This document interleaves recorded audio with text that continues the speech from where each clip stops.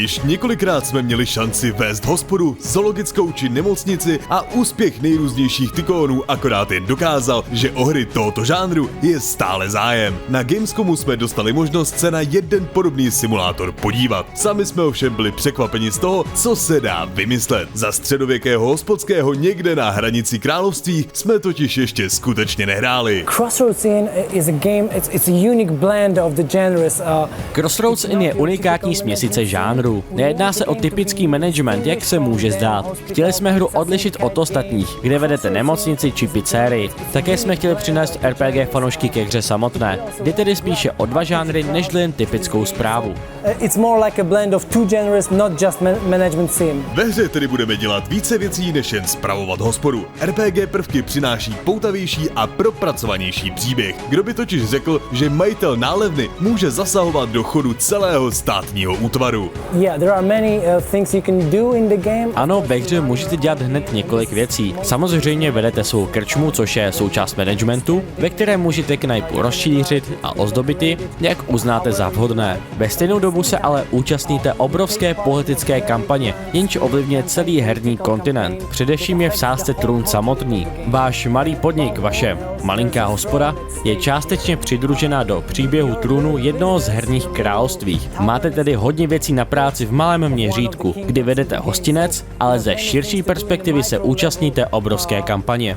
When you run your inn, but at the macro perspective, you take part in a huge campaign. Hra vám nabídne ovlivňování příběhu celého kontinentu, což však neznamená, že rozhodnutí, které kytky zasadíte u příchodové cesty, ovlivní, jestli na trůn usedne kluk na vozítku anebo šílená královna. Not every choice is crucial. So I would bullshit you if I tell you that it's all crucial. Ne každé rozhodnutí je kritické. Oblboval bych vás, kdybych tvrdil, jak je vše podstatné. Přesto tu jsou důležitá rozhodnutí, jenž neovlivní jen konkrétní úkol, ale celou dějovou linii. Pokud vaše reputace u šlechty je vyšší nežli u rolníků, můžete tím ovlivnit konec hry. S kým se tedy spojíte, bude mít za následek odlišný konec.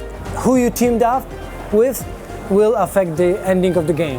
Budeme se tedy moci zaměřit jen na určitou sortu lidí. Tomu bude potřeba přizpůsobit svou vlastní krčmu. Stejně jako v realitě. Chudší lidé nebudou chodit do podniku s Michelinskou hvězdou. Takový podnik hlavně musí nějak vypadat a nesmí svým zevnějškem i vnitřkem připomínat rozpadající se hromadu dřeva. So you can change your own tower. Můžete změnit svou butiku jakýmkoliv způsobem uznáte za vhodné. Můžete se soustředit na různé části společnosti, protože nelze vytvořit podnikání, které by uspokojilo všechny. Musíte se ve hře vždy zaměřit na jednu nebo dvě skupiny. Šlechtu, rolníky, měšťanstvo, dobrodruhy, což je důležité, protože tím ovlivníte i skupiny samotné.